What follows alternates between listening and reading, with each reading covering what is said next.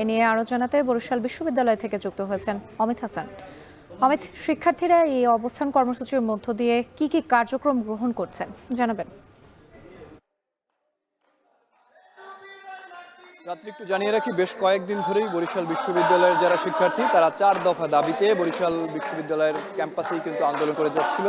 এবং আমরা গত 3 দিন ধরে দেখছি আসলে তারা সেই 4 দফা দাবি পরিবর্তন করে এখন 1 দফা দাবিতে পরিণত হয়েছে তাদের এই আন্দোলন। এবং তারা এই আন্দোলনের মাধ্যমে প্রধান যে দাবিটি রয়েছে সেই দাবিটি করছেন যে অনতিবিলম্বে যে ভিসি রয়েছেন বরিশাল বিশ্ববিদ্যালয়ে তাকে অপসারণ করতে হবে। এবং সেই দাবিতেই কিন্তু তারা গত 3 দিন ধরেই কিন্তু এই আন্দোলনটি চালিয়ে যাচ্ছেন। এবং তারা বলছেন যতক্ষণ পর্যন্ত তাকে অপসারণ না করা হবে ততক্ষণ পর্যন্ত তাদের এই অবস্থান কর্মসূচি এবং যে বিক্ষোভ সমাবেশ কিংবা বিক্ষোভ মিছিলগুলো রয়েছে, কর্মসূচিগুলো রয়েছে, সেগুলো তারা কিন্তু পালন করে যাবেন। এবং আরেকটু জানিয়ে রাখি যে তাদের এই 1 দফা আন্দোলনের মধ্যে অবস্থান কর্মসূচি রয়েছে, বিক্ষোভ মিছিল রয়েছে। এবং গতকালকে আমরা দেখেছি তারা এই দাবিতে বরিশাল বিশ্ববিদ্যালয়ের যে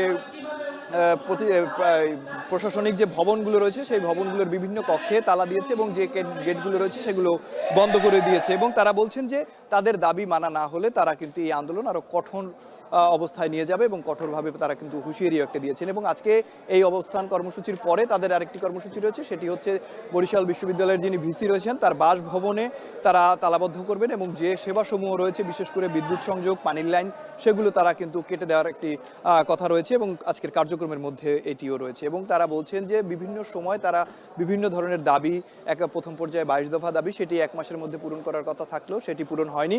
এবং পরবর্তীতে তারা 4 দফা দাবি দিয়েছেন, সেই 4 দফা দাবিও কিন্তু তারা এখন পর্যন্ত আসলে কোনো বাস্তবায়নের কার্যক্রম তারা দেখতে পাননি। সুতরাং তারা বলছেন যে বিভিন্ন সময় যে তাদের দাবি দেওয়া রয়েছে সেগুলো তারা যেহেতু বাস্তবায়ন তিনি করতে পারছেন না, সেই কারণে তাদের আসলে এখানে থাকার কোনো অবস্থানে নেই। তাকে অনতিবিলম্বে অপসারণ কিংবা পদত্যাগের দাবি তারা করেছেন এবং যতক্ষণ পর্যন্ত তাকে অপসারণ করা না হবে ততক্ষণ পর্যন্ত তাদের যে কার্যক্রম কিংবা কর্মসূচি রয়েছেন সেগুলো চলমান থাকবে বলে তারা আমাদেরকে জানিয়েছেন। তো বরিশাল বিশ্ববিদ্যালয় থেকে এই ছিল আমার কাছে সর্বশেষ। রাত্রি, ভিসির পদত্যাগের দাবিতে অবস্থান কর্মসূচি পালন করছে বরিশাল বিশ্ববিদ্যালয়ের শিক্ষার্থীরা। এ নিয়ে বিস্তারিত জানাতে যুক্ত ছিলেন অমিত হাসান।